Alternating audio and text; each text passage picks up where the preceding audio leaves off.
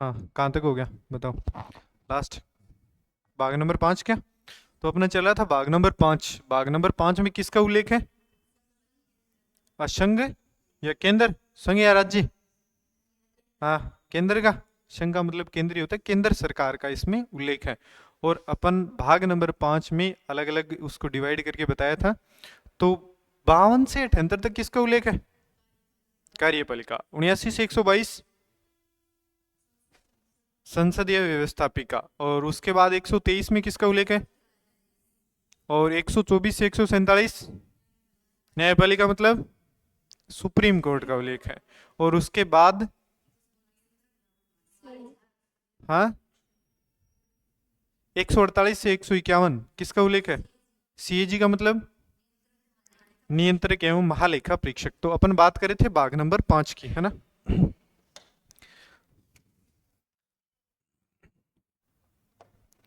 भाग 5, भाग नंबर 5 में उल्लेख किसका है? असंघ। असंघ का मतलब होता है अपने केंद्र सरकार की बात करेंगे, केंद्र का उल्लेख है, ठीक है। अब पूछ ले इसमें अनुच्छेद, अनुच्छेद कहां से कहां तक है? अब 52 से लेकर 151 तक किसका उल्लेख है? असंघ या केंद्र सरकार का उल्लेख है। अब उसमें अपन को सबसे पहले एक नंबर किसको पढ़ना है? कार्यपालिका को। किसको पढ़ना है? कार्यपालिका। और कार्यपालिका में अनुच्छेद कहां से कहां तक है? अब 52 से लेकर 78 तक, अनुच्छेद 52 से लेकर 78 तक किसका उल्लेख है? अपने कार्यपालिका का उल्लेख है, ठीक है। अब बात करते हैं एक नंबर अपन कार्यपालिका। देखो इसको पढ़ने के लिए अपने एक ट्रिक आती है, और ट्रिक है अपकानी कोका दुयोदशम। दुयोदशम अपने लगभग कार्यपालिका का जितना भी पार्ट है वो इस ट्रिक से अपना क्लियर हो जाएगा। तो ट्रिक अपनी क्या है? पकानी कोका दुयोदशम, ये अपनी ट्रिक है। अब इससे होता क्या है देखो, पे से बात आती है पद, और किसका पद? राष्ट्रपति। अब इसमें भी अपन किसको पढ़ रहे हैं? राष्ट्रपति को। कार्यपालिका में किसको पढ़ रहे हैं? राष्ट्रपति को पढ़ रहे हैं, ठीक है। तो पहले आता है पद। पद किसका? राष्ट्रपति का पद। कहां से लिया गया पहले तो ये बता दो मेरे को, राष्ट्रपति का पद कहां से लिया गया? अब याद नहीं है, शाबाश। कहां से लिया गया? ब्रिटेन से लिया गया। तो अनुच्छेद नंबर कौन से में उल्लेख है? अनुच्छेद नंबर 52 में किसका उल्लेख है? भाई 52 से स्टार्ट हो रहा है कार्यपालिका। तो किसका उल्लेख है 52 में? राष्ट्रपति का पद। उसके बाद आते हैं कार्यपालिका। किसका उल्लेख है? कार्यपालिका। कहने का मतलब इसमें कहा गया कि कार्यपालिका की शक्ति किस में होती है? तो वास्तविक प्रधान इसका प्रधानमंत्री होता है, औपचारिक प्रधान इसका कौन होता है? राष्ट्रपति। औपचारिक क्यों होता है? क्योंकि नाम मात्र की शक्ति होती है वो किसके पास होते हैं? राष्ट्रपति के पास। क्योंकि संसद ने जो कानून बना दिया उस पर राष्ट्रपति हस्ताक्षर करने के लिए क्या है? बाध्य है, उसको करने पड़ेंगे, ठीक है। उसके बाद पूछ ले कार्यपालिका की शक्ति, तो वास्तविक रूप से किसमें? प्रधानमंत्री। औपचारिक किसमें? राष्ट्रपति में। उल्लेख है अनुच्छेद नंबर 53 में। उसके बाद नी से बात आती है किसकी? निर्वाचन की। किसकी बात आती है? निर्वाचन। और अनुच्छेद नंबर कौन सा है? 54 निर्वाचन। निर्वाचन राष्ट्रपति का निर्वाचन कौन सी प्रणाली से होता है? बताए हुए राष्ट्रपति का निर्वाचन कौन सी प्रणाली से होता है? शाबाश। कौन सी प्रणाली से होता है? एकल संक्रमणीय आनुपातिक प्रणाली। अब मेरे को ये बताओ कि एकल संक्रमणीय आनुपातिक प्रणाली कहां से ली गई है? ब्रिटेन से। शाबाश। कहां से ली गई है? ब्रिटेन से। हाँ, तो याद रखा करो साथ साथ में। तो कौन सी प्रणाली से होता है? एकल संक्रमणीय आनुपातिक प्रणाली से इसका निर्वाचन होता है। और ये प्रणाली कहां से ली गई? ब्रिटेन से। और राष्ट्रपति के निर्वाचन का उल्लेख है तो अनुच्छेद नंबर 54 में, ठीक है। अब आगे आता है को से क्या होता है? को का दुयोदशम बताए हुए है क्या पहले? को से क्या होता है? कोटा। को से क्या होता है? कोटा।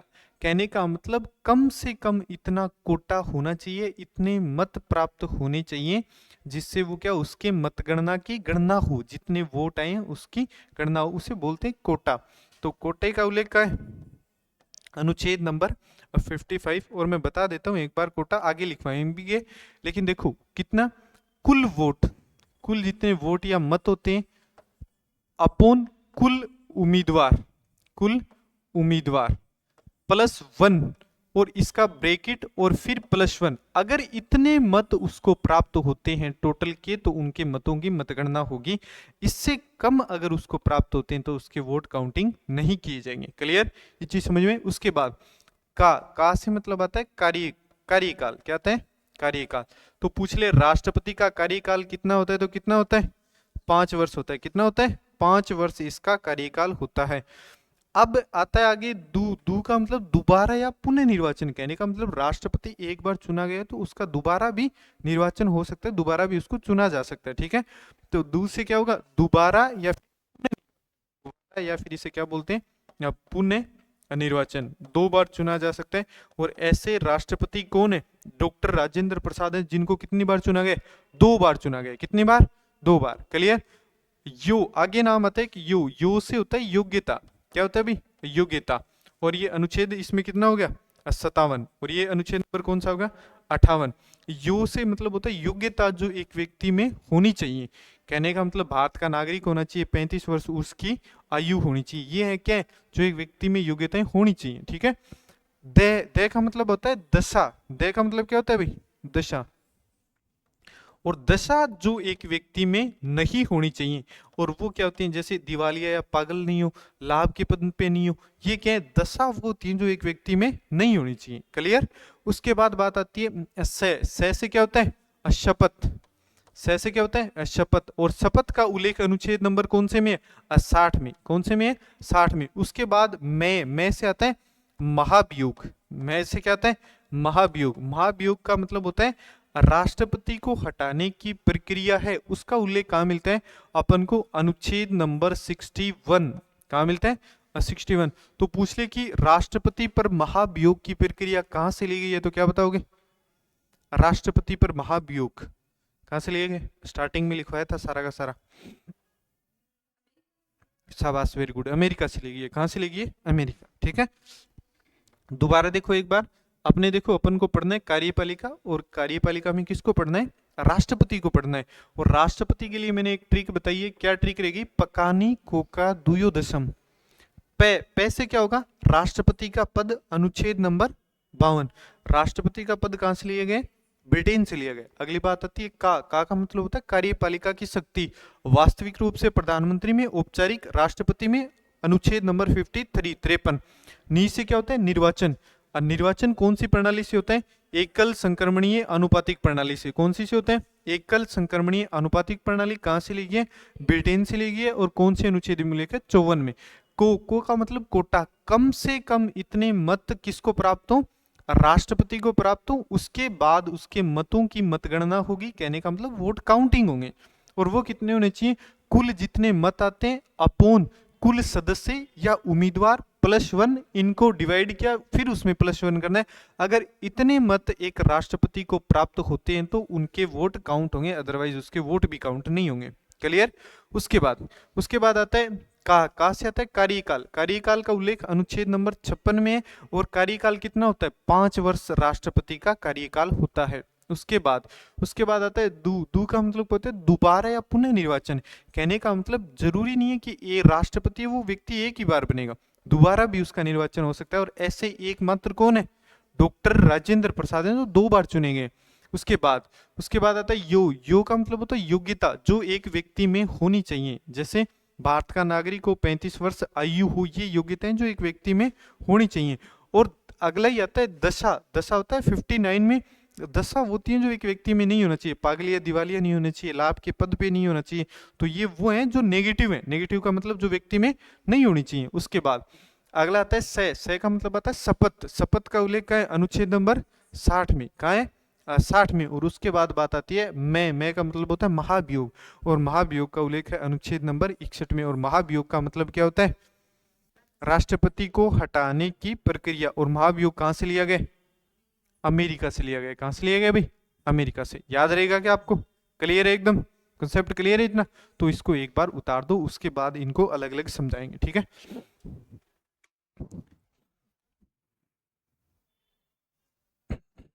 जल्दी उतारो।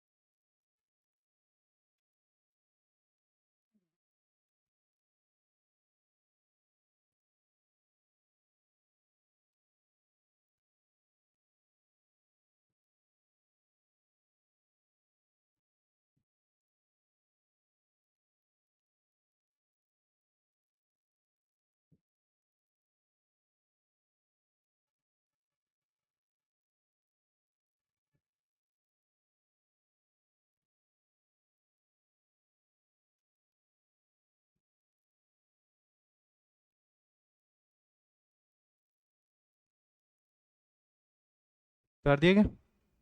हो गया?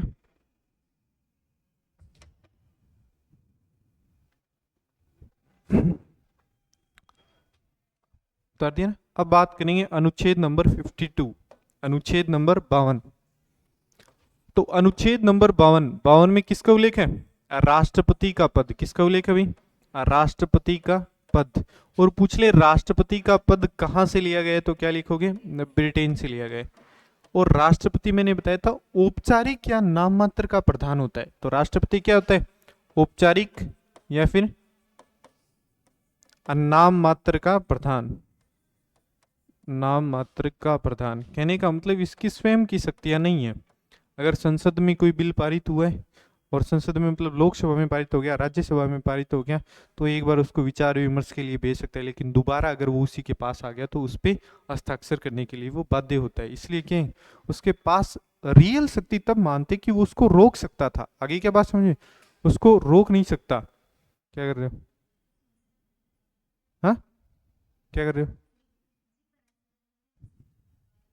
अच्छा, हाँ। तो कहने का मतलब रियल शक्ति वो होती है कि वो उसको रोक सके। आगे क्या बात समझे? तो ये नाम मात्र की शक्ति है। एक बार उसको विचार विमर्श के लिए भेज सकता है, लेकिन दोबारा उस पर हस्ताक्षर करने के लिए वो क्या है? बाध्य है। उसके बाद देखो अनुच्छेद नंबर 53, अनुच्छेद नंबर 53, इसमें किसका उल्लेख है? कार्यपालिका की शक्ति का उल्लेख है। किसका भाई? कार्यपालिका की शक्ति का उल्लेख है। तो पूछ ले कि कार्यपालिका की शक्ति वास्तविक किसमें होती है? वास्तविक शक्ति किसमें होती है भाई? एक नाम आता है वास्तविक और एक नाम आता है औपचारिक। तो पूछ ले कि वास्तविक शक्ति किसमें है, तो क्या बताओगे? प्रधानमंत्री में होती है। किसमें होती है? प्रधानमंत्री में होती है। और पूछ ले औपचारिक शक्ति किसमें है, तो क्या बताओगे भाई? राष्ट्रपति में होती है। किसमें होती है? राष्ट्रपति में होती है औपचारिक शक्ति। क्लियर? उसके बाद बात आती है अपने किसकी? अगला अनुच्छेद नंबर 54, और 54 में किसका उल्लेख है? राष्ट्रपति का निर्वाचन। ठीक है, ये समझना आपको, ये इंपॉर्टेंट है, बहुत ज्यादा इंपॉर्टेंट है। अनुच्छेद नंबर कौन सा है? अब 54 और 54, 54 में किसका उल्लेख है? राष्ट्रपति का निर्वाचन। राष्ट्रपति का निर्वाचन। आप पूछ ले कि राष्ट्रपति का निर्वाचन कौन सी प्रणाली से होता है, तो प्रणाली कौन सी है भाई? हाँ, एकल संक्रमणीय आनुपातिक प्रणाली। कौन सी प्रणाली है? एकल संक्रमणीय आनुपातिक प्रणाली। एकल असंक्रमणीय आनुपातिक प्रणाली, आनुपातिक प्रणाली। अब इसको समझने की क्या होता है, और ये मैंने आपको पहले भी जैसे ब्रिटेन से लिया गया तो उसमें भी मैंने आपको समझाया था, लेकिन एक बार फिर से समझा देता हूं। अब देखो, कोई उम्मीदवार है, जैसे उम्मीदवार है, उम्मीदवार एक मान लिया ए है, दूसरा बी है और सी है। क्लियर? अब वोट डालने वाले व्यक्ति मान लो एक्स वाई जेड और कोई मान लो एक अल्फा बीटा, जो भी मान लो, ठीक है, ये वोट डालने वाले व्यक्ति हैं। अब देखो इसको मत कैसे करेंगे, वोट कैसे डालेंगे, वो प्रक्रिया अपन को समझनी है, ठीक है।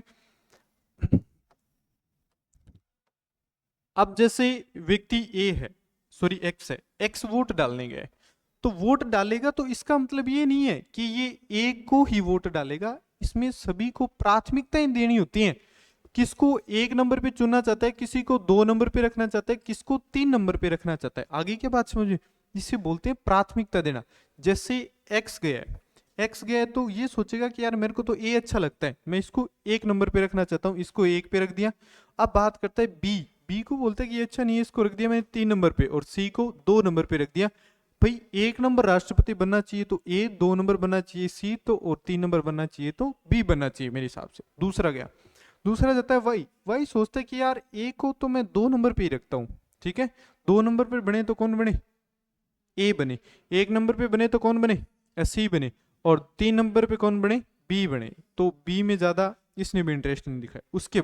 उसके बाद बात आती है जेड। जेड ने सोचा यार मैं क्या करूं, इसने सोचा कि मैं 1 नंबर पे रखता हूं किसको, एक को, 2 नंबर पे रखता हूं बी को, और 3 नंबर पे किसको रखता हूं, सी को। क्लियर? ये बात समझ में? उसके बाद गया कौन, ये अल्फा मान लो, अल्फा गया, इसने सोचा कि यार मैं कैसे करूं, तो इसने सोचा भाई सबसे पहले मैं ए को रखता हूं 2 नंबर पे, कितने पे रखता हूं, 2 नंबर पे रखता हूं, इसको रखता हूं मैं फिर से 3 नंबर पे, और इसको रखता हूं 1 नंबर पे, ठीक है। क्लियर? ये बात समझिए। अब इसका रिजल्ट कैसे आएगा, अब इसमें देखा जाएगा कि सर्वाधिक 1 नंबर पर प्राथमिकता किसको दी गई है। अब बात करते हैं पहले ए को 1 बार 2 बार दी गई है, कितनी बार, 2 बार दी गई है, ठीक है, 2 बार प्राथमिकता दी। बी नहीं है, यहां भी नहीं है, यहां भी नहीं है, यहां भी नहीं है, यहां भी नहीं है, इसको 0, कहने का मतलब 1 नंबर पे नहीं रखा गया। उसके बाद बात आती है किसकी, सी की, सी को भी कितनी बार, 2 बार। अब समझो, इसे बोलते हैं प्रथम चरण की मतगणना। क्या बोलते हैं, प्रथम चरण की मतगणना। अगर इसमें ऐसे होता कि सी के पास 1 बार मौका मिलता कि इसको 1 नंबर पे चुना गया, तो सीधे ही विजेता कौन हो जाता, कौन हो जाता, ए विजेता हो जाता। अगर लेकिन दोबारा, कहने का मतलब दोनों को 2-2 बार 1 नंबर पे चुना गया। क्लियर? तो अब प्रथम चरण की मतगणना में ए और सी क्या हो गए, बराबर हो गए। अब बात आती है द्वितीय चरण की मतगणना। अब देखा जाएगा कि 2 नंबर पे ज्यादा किसको चुना जा रहा है, ठीक है। अब 2 नंबर पे ए को कितनी बार, 1 2 बार, कितनी बार चुना जा रहा है। फिर नीचे देखो, बात कर लेते हैं ए को कितनी बार चुना जाता है, 2 बार, और बी का तो मैटर ही नहीं है, पहले राउंड में ही बार हो गया। सी को केवल कितनी बार, 1 बार चुना जाता है। तो इसमें विजेता कौन हो गया भाई, इसमें विजेता हो गया ए। कौन विजेता हो गया, ए। और कौन सी चरण की मतगणना में, द्वितीय चरण की मतगणना में। क्लियर? ये चीज याद रहेगी क्या। तो द्वितीय चरण की मतगणना में विजयी कौन हो गया, ए विजयी हो गया। और प्रथम चरण की बात करें, ऐसा हो जाता है कि प्रथम चरण में किसी को प्रायोरिटी मिलती है 1 नंबर पे, जिसको ज्यादा मिलेगी वो क्या हो जाएगा, विजेता हो जाएगा। तो प्रणाली कौन सी होगी, एकल संक्रमणीय अनुपातिक प्रणाली। अब बात आती है कि राष्ट्रपति के निर्वाचन में भाग कौन कौन लेता है, ठीक है। देखो, अब देखो राष्ट्रपति के निर्वाचन में भाग, तो इसमें अप्रत्यक्ष मतदान होता है। कैसे मतदान होता है भी, अप्रत्यक्ष मतदान। कहने का मतलब राष्ट्रपति को जनता द्वारा प्रत्यक्ष रूप से नहीं चुना जाता, तो कौन चुनता है, जनता द्वारा चुने गए प्रतिनिधि ही किसको चुनते हैं, राष्ट्रपति को चुनते हैं, ठीक है। अब ये समझना कि इसमें तो अप्रत्यक्ष मतदान का मतलब जनता द्वारा चुने गए प्रतिनिधि किसको चुनते हैं, हाँ राष्ट्रपति को चुनते हैं। राष्ट्रपति को चुनते हैं। ठीक है, क्लियर है? ये चीजें क्लियर है क्या? इसमें तो कोई दिक्कत नहीं है। अब देखो, अब बात आता है कि राष्ट्रपति के निर्वाचन में भाग कौन कौन लेता है। बात आती है अब निर्वाचन की, तो निर्वाचन में कौन कौन भाग लेता है निर्वाचन में। अब देखो, केंद्र में क्या होती है? संसद होती है। केंद्र में क्या होती है भाई? संसद होती है। और राज्य में क्या होती है? राज्य में होती है विधानमंडल। क्या होती है? विधानमंडल। क्लियर? ये तो सबको पता होगा। तो राज्य में क्या होती है? विधानमंडल। अब बात करें केंद्र, संसद के कितने सदन होते हैं? दो सदन होते हैं। कितने सदन होते हैं भाई? दो। एक का नाम लोकसभा और दूसरे का नाम आता है राज्यसभा। लोकसभा और राज्यसभा। उसी तरह विधानमंडल में दो सदन कौन कौन से? कौन कौन से? एक तो विधानसभा और दूसरी होती है विधान परिषद। क्लियर? ये चीजें समझ में। अब पूछ ले कि राष्ट्रपति के निर्वाचन में कौन कौन भाग लेते हैं, तो लोकसभा भाग लेती है, राज्यसभा भाग लेती है, विधानसभा भाग लेती है, विधान परिषद भाग नहीं लेती। ठीक है, अब आप पूछोगे कि सर विधान परिषद भाग क्यों नहीं लेती? क्यों? क्योंकि विधान परिषद प्रत्येक राज्य में नहीं है। जैसे राजस्थान है, अब प्रत्येक राज्य में नहीं है। अपन जैसे राजस्थान ने, तो राजस्थान में क्या नहीं है? विधान परिषद का प्रावधान नहीं है। अगर देखो, एक बात समझो, जैसे यूपी से आ गया, कोई राष्ट्रपति पद का उम्मीदवार आ गया, अगर वो यूपी से है और यूपी में क्या है? विधान परिषद है, तो वो तो अपने क्षेत्र के लोगों को वही सबसे पहले प्रायोरिटी देंगे। आगे क्या बात समझ में? तो वो उसको मत डालेंगे। कहने का मतलब ये ऊपर नीचे हो जाएगा सिस्टम। कहने का मतलब संविधान ऐसे लिखा गया है कि उसमें किसी के साथ भेदभाव नहीं हो सकता।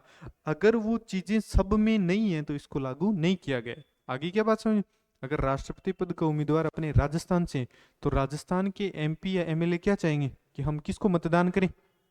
अपने एरिया का बंदा है उसको मतदान करें। तो ऐसे भेदभाव को रोकने के लिए इसको क्या कर दिया? समाप्ति कर दिया कि इसमें कौन भाग नहीं लेगी? विधान परिषद। अब देखो, लोकसभा के सदस्य इसमें कोई दिक्कत नहीं, राज्यसभा के सदस्य इसमें भी कोई दिक्कत नहीं। अब बात आती है विधानसभा। विधानसभा मतलब प्रत्येक राज्य में होती है ना, इसमें थोड़ा इश्यू आता है। तो राज्य वर्तमान में कितने? 28 राज्य और प्लस 8 केंद्र शासित प्रदेश हैं, ऐसे ही है। अब देखो, अब मैंने बताया क्वेश्चन की विधानसभा भाग लेगी इसमें, है ना। तो विधानसभा कितने में? वर्तमान में 3 में। कितने में? 3 में। कौन कौन से? पहले 29 राज्य थे और अब क्या हो गया? 28 राज्य हो गए। कौन सा टूट गया? जम्मू कश्मीर, और उसके दो पार्ट हो गए, जम्मू कश्मीर और लद्दाख। अब पूछ ले कि राष्ट्रपति के निर्वाचन में कौन कौन भाग लेते हैं, तो राष्ट्रपति के निर्वाचन में अभी तक 28 राज्य और प्लस 2 केंद्र शासित प्रदेश। कितने? 2। और वो कौन कौन से? दिल्ली और पांडिचेरी। दिल्ली और पांडिचेरी। अब पूछ ले कि, अब एक क्वेश्चन दो इंपॉर्टेंट बनते हैं, फैक्ट इंपॉर्टेंट है, समझना। पूछ ले वर्तमान में कितने केंद्र शासित प्रदेश में विधानसभा है? 3 में, दिल्ली, पांडिचेरी और जम्मू कश्मीर। लेकिन राष्ट्रपति के निर्वाचन में कितने भाग लेते हैं? 2। कौन कौन से? दिल्ली और पांडिचेरी लेते हैं। ये बात समझ में आएगी? क्लियर है? तो पूछ सकते हैं, क्वेश्चन विधानसभा वाला इंपॉर्टेंट बनता है कि विधानसभा में कौन कौन भाग लेते हैं। तो विधानसभा में 28 राज्य प्लस 2 केंद्र शासित प्रदेश। कौन कौन से? दिल्ली और पांडिचेरी। अब दिल्ली और पांडिचेरी के बारे में भी एक दो स्टेटमेंट आते हैं, वो देखो। अब दिल्ली और पांडिचेरी में विधानसभा का गठन कब किया गया? ठीक है, अब आता है 69वां संविधान संशोधन, और ये कब होता है? 1990 में होता है। कब होता है भाई? 1990 में। और इसके तहत प्रावधान किया गया है कि दिल्ली और पांडिचेरी में क्या होगी? विधानसभा होगी। क्या होगी? विधानसभा। कहा? दिल्ली व पांडिचेरी में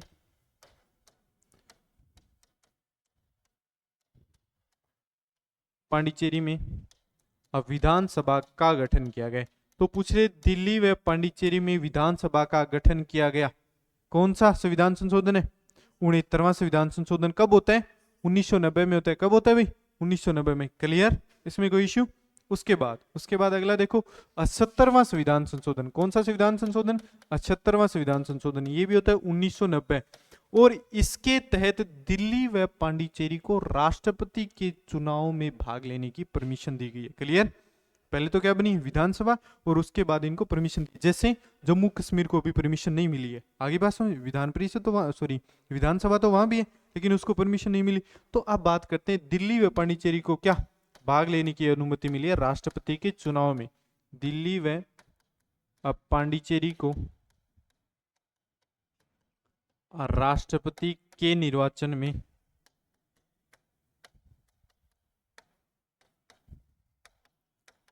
भाग लेने की अनुमति,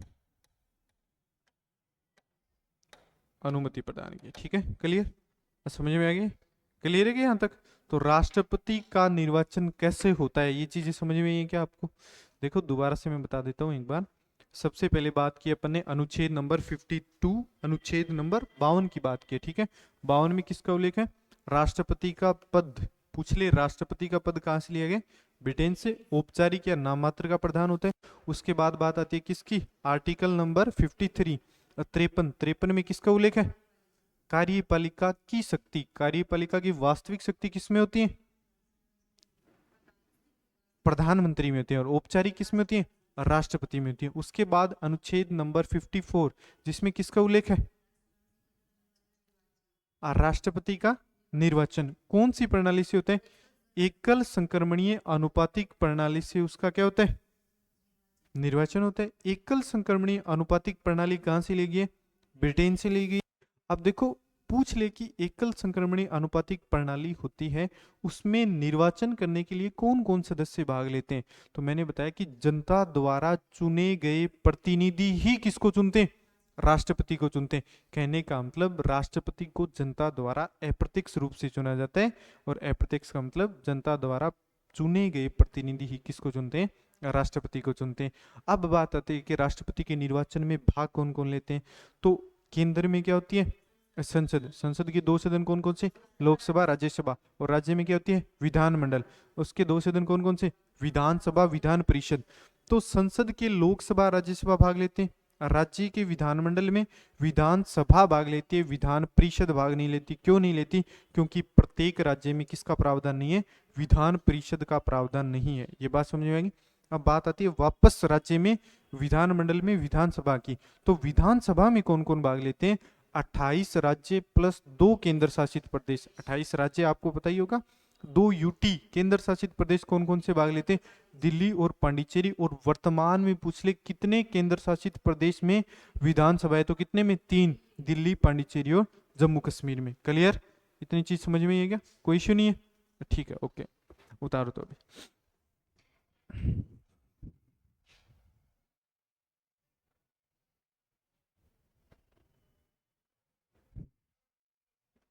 ये उतार दो, ऐसे कैसे उतार दो।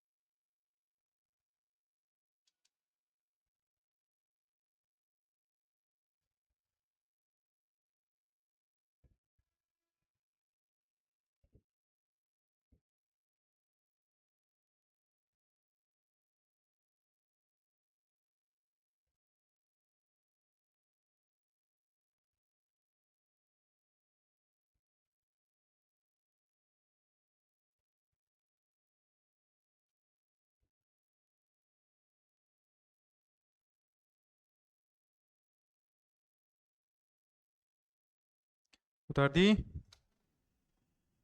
उतार दिया क्या?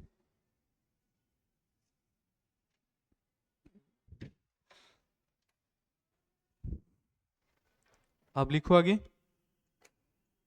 आर्टिकल या अनुच्छेद 54, अनुच्छेद नंबर 54, और इसमें लिखो राष्ट्रपति का निर्वाचन। इसमें क्या लिखोगे? राष्ट्रपति का निर्वाचन। और इसके आगे लिख देना है, ब्रैकेट में लिख देना, एकल संक्रमणीय आनुपातिक प्रणाली से। एकल संक्रमणीय आनुपातिक प्रणाली से। एकल असंक्रमणीय आनुपातिक प्रणाली से। लिख दिया? और देखो कैसे लिखा है आपने। एकल संक्रमणीय अनुपातिक प्रणाली से, ठीक है। इसके ब्रैकेट में फिर एक बात और लिखो, जनता द्वारा अप्रत्यक्ष रूप से, जनता द्वारा अप्रत्यक्ष रूप से, क्योंकि इसमें जनता भाग नहीं लेती ना, बताया ना आपको, इसमें जनता भाग नहीं लेती ना, क्लियर, ठीक है। आप देखो, अब आगे लिखो,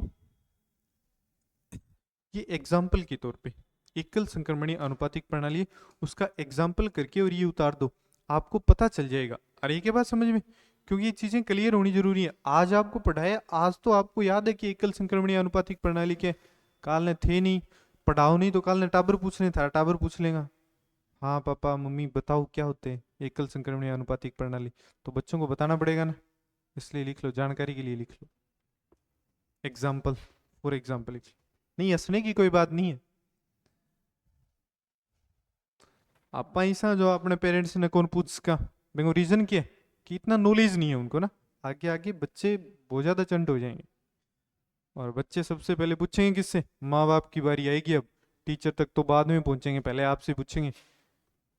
आप कहोगी मैंने कोचिंग की है, कितने साल की है, 5 साल कोचिंग की है, क्या पढ़ा है, भाग नंबर 5 पढ़ा है, किससे पढ़ा है, अनिल सर से पढ़ा है, तो तेरा सर ऐसा ही था क्या, यही पढ़ाएगा तेरे को ये नहीं पता कि एकल संक्रमणीय अनुपातिक प्रणाली क्या होती है, फिर ऐसे ही आप पढ़ने जाते थे, ये बोलेंगे बच्चे कल को, है ना।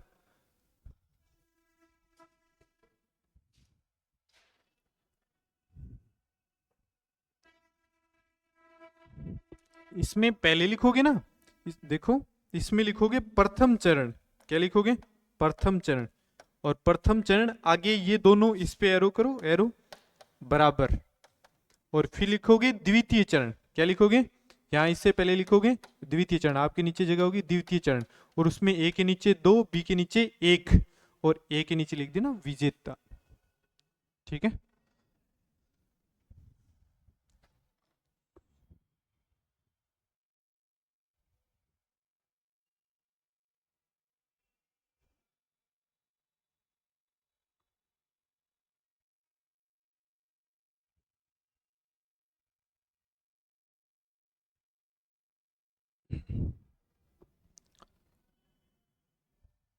लिख दिया। अब आगे लिखोगे, इसी में लिखना है, हेडिंग लो अप्रत्यक्ष मतदान, अप्रत्यक्ष मतदान,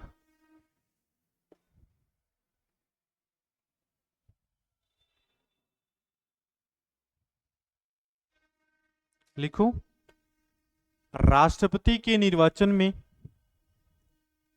राष्ट्रपति के निर्वाचन में जनता भाग नहीं लेती, राष्ट्रपति के निर्वाचन में जनता भाग नहीं लेती, इसमें जनता द्वारा चुने गए प्रतिनिधि ही, इसमें जनता द्वारा चुने गए प्रतिनिधि ही राष्ट्रपति को चुनते हैं, राष्ट्रपति को चुनते हैं, क्लियर। उसके बाद लिखो, राष्ट्रपति का निर्वाचक मंडल, राष्ट्रपति का निर्वाचक मंडल, ठीक है, और उसमें पहले ये डायग्राम बनाओगे, देखो संसद विधानमंडल, इसमें और कुछ नहीं लिखना है, देखो एक बार इधर देखो, लोकसभा राज्यसभा राइट राइट, विधानसभा राइट, विधान परिषद क्रॉस कर देना, ठीक है, और विधान परिषद में लिख देना 8 राज्य प्लस 2 यूटी केंद्र शासित प्रदेश, और 2 यूटी के नाम लिख देना दिल्ली और पांडिचेरी, ऐसे लिखना है, ठीक है।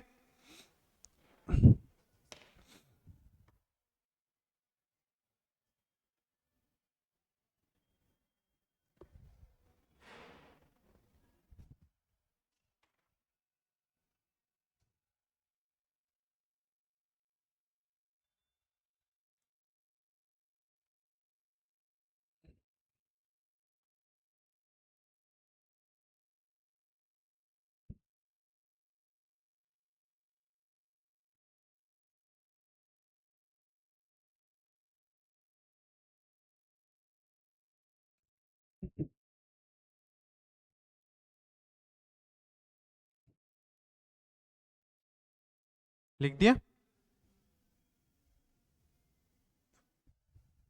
लिख दिया क्या, इसमें नीचे, इसी के नीचे ना, वैसे समझ में नहीं आएगा लोकसभा राज्यसभा, इसके नीचे एक एक लाइन और लिख देना फिर ऐसे ही, लोकसभा प्लस राज्यसभा, ये जो भाग लेते हैं इसी के नीचे लिखना, इस डायग्राम के नीचे, प्लस विधानसभा,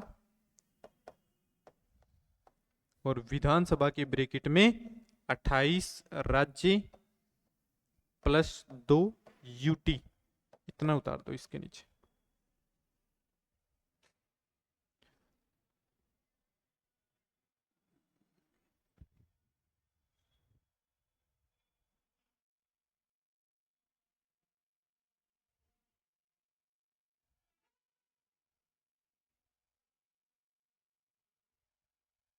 ठीक है, आगे के बात समझ में इतना। अब देखो यहाँ एक बात आती है इंपॉर्टेंट, कि एमएलए की वोट वैल्यू क्या होती है। अब देखो इसमें वोट डालेंगे, वो एक बार समझो, संसद के सदस्य एमपी और विधानसभा के सदस्य एमएलए होते हैं, ठीक है। अब ये वोट डालेंगे तो अपन को पता करनी है कि एमपी की वोट वैल्यू क्या होती है और एमएलए की वोट वैल्यू क्या होती है। ये वोट डालेंगे, अलग अलग उनकी वोट वैल्यू होती है। तो देखो पहले बात करेंगे अपन किसकी, एमएलए की वोट वैल्यू, एमएलए की अब वोट वैल्यू, वोट वैल्यू क्या होती है, जिस राज्य का एमएलए होगा उस राज्य की जनसंख्या, राज्य की जनसंख्या अपॉन कुल एमएलए, उस राज्य में टोटल कितने एमएलए हैं, इंटू 1000। इससे किसकी वोट वैल्यू आ जाएगी, एक एमएलए की वोट वैल्यू आ जाएगी। किसकी, एक एमएलए की वोट वैल्यू आ जाएगी। और जिस राज्य की जनसंख्या ज्यादा होगी वहां की वोट वैल्यू क्या होगी, ज्यादा होगी। ये तो आपको पता ही है। क्लियर, ये चीज समझ में आई क्या। तो एक एमएलए की वोट वैल्यू कैसे निकालते हैं, तो एक एमएलए के कितने वोट काउंटिंग होंगे वो डिपेंड करता है उस राज्य की जनसंख्या कितनी है अपॉन कुल एमएलए, और उसको क्या कर देंगे 1000 से डिवाइड नहीं, सॉरी गुणा कर देंगे। एक बार इसको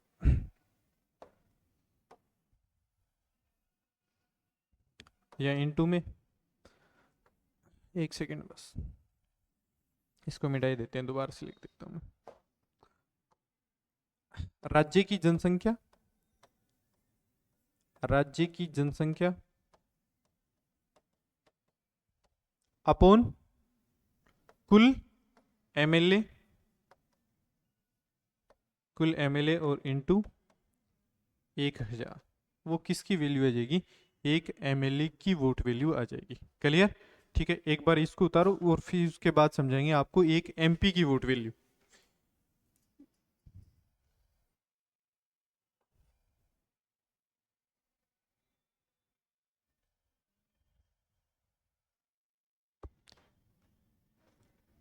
एक मिनट रुको, इसमें चेंजमेंट करना है। वो सॉरी अपन से मिस्टेक हो गया, पहले वाला सही था, जो पहले अपन ने किया ना वो वाला सही था। एक मिनट रुको, एक मिनट रुको,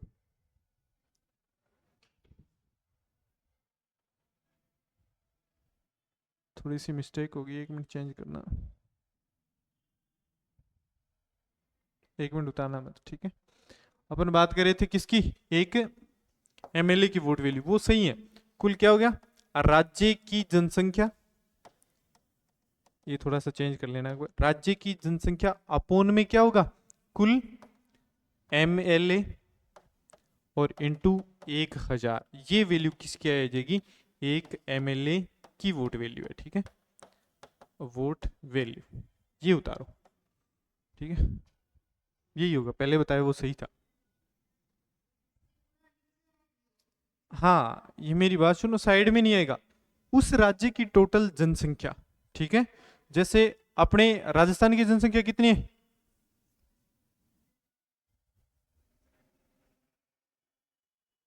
नहीं पता, राजस्थान की जनसंख्या नहीं पता, क्षेत्रफल कितना है, तो जनसंख्या नहीं पता आपको, लेकिन कुल का नहीं पता। देखो सपोज दैट, एक बार आप मान लेते हो, मेरे को भी क्लियर ध्यान नहीं है, जैसे ये मान लो कि जनसंख्या है लगभग मान लो 12 करोड़ मान लो, ठीक है। नहीं हो सकती क्या इतनी, हो सकती है, होगी। अब उसके बाद कुल एमएलए अपने कितने जाते हैं, कितनी सीटें, 200 सीटें, कितनी सीटें, 200, और इंटू 1000, वो अपने एक एमएलए की वोट वैल्यू आ जाएगी। और अगर अपने 200 एमएलए वोट डालने जाएंगे तो एक एमएलए की वोट वैल्यू वो निकलेगी। आगे की बात समझ में, ये चीजें क्लियर है क्या? उतारो इसको।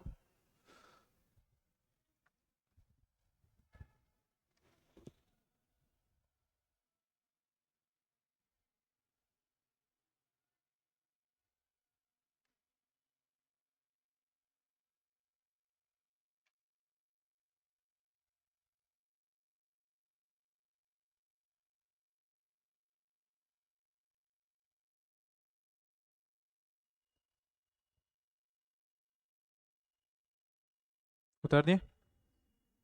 अब उसके बाद आती है एक एमपी की वोट वैल्यू। किसकी? एक एमपी की वोट वैल्यू ये समझो कितनी होती है। अब देखो, कुल एमएलए की वोट वैल्यू, कुल एमएलए की वोट वैल्यू अपोन में क्या होगा, कुल एमपी, कुल एमपी। अब देखो कैसे, जैसे अपन के मान के चलो कि अपने एक एमएलए की वोट वैल्यू 5000 आ गई, सपोज दैट राजस्थान का, एक बार मानना है अपन को, फिक्स नहीं है, कितनी आ गई, 5000 उसकी वोट वैल्यू आ गई। टोटल एमएलए हैं कितने, कितने, 200, और उसमें कुल एमपी का क्या दे देंगे, भाग दे देंगे। आगे क्या बात समझे, कि राजस्थान में कुल एमपी कितने, तो एमपी की सीट कितनी है अपनी, अरे कितनी है, 25 सीटें हैं, कितनी है, 25 सीटें हैं राजस्थान से, तो उसका उसमें डिवाइड दे देंगे, वो किसकी वैल्यू आ जाएगी, एक एमपी की वोट वैल्यू आ जाएगी। ये चीज समझ में आ गई क्या आपको, क्लियर है? तो एक एमएलए की वोट वैल्यू कैसे निकालते हैं और एक एमपी की वोट वैल्यू कैसे निकालते हैं। एक एमएलए की वोट वैल्यू कैसे निकालते हैं, उस राज्य की कुल जनसंख्या अपोन में कुल एमएलए इंटू 1000, अपोन में 1000, ठीक है। उसके बाद आती है एमपी की वोट वैल्यू, तो उस राज्य के कुल एमएलए की वोट वैल्यू एक की आ रही है, जितने भी होंगे उससे गुणा कर देंगे, अपोन में कुल एमपी जितने उसका क्या कर देंगे, भाग दे देंगे, तो वो वैल्यू किसकी आ जाती है, एक एमपी की वैल्यू आ जाती है, ठीक है। तो एक एमपी की वैल्यू बराबर होगा कुल एमएलए की वोट वैल्यू अपॉन कुल एमपी। उतारो इसको।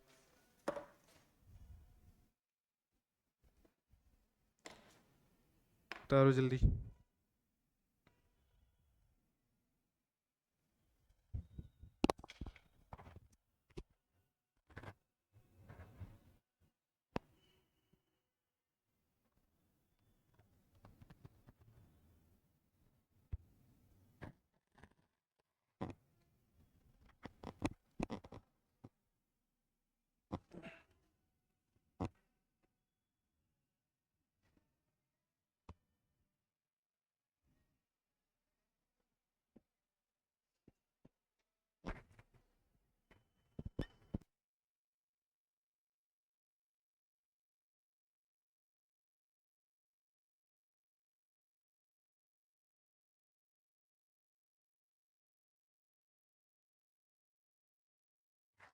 यहां से अपना क्या आ गया, एमपी की वोट वैल्यू आ गई, क्लियर, ये चीजें समझ में आ गई ना। तो अपन ने पढ़ा अनुच्छेद 52, अनुच्छेद 53 और अनुच्छेद नंबर 54। अब मैं आपको एक बात बता देता हूँ कि अगर आप अभी भाग नंबर 5 को अगर अच्छे से पढ़ लेते हो तो भाग नंबर 6 अपने आप समझ में आ जाएगा। क्यों? क्योंकि वहां राष्ट्रपति है तो वहां क्या हो जाएगा, राज्यपाल हो जाएगा। मंत्रिमंडल की मंत्रिमंडल रहेगी, उस मंत्रिमंडल में क्या आ जाएगा, प्रधानमंत्री की जगह क्या आ जाएगा, मुख्यमंत्री आ जाएगा, राष्ट्रपति की जगह क्या आ जाएगा, राज्यपाल आ जाएगा, ठीक है। अगर भाग नंबर 5 को अगर आप अच्छे से पढ़ते हो तो भाग नंबर 6 ऑटोमेटिक आपको समझ में आ जाएगा, ठीक है। आपको आज 3 ही आर्टिकल 3 ही अनुच्छेद करवाए, इसको बिल्कुल अच्छे से पढ़ना है, ठीक है। बाकी करवाएंगे आपको कल।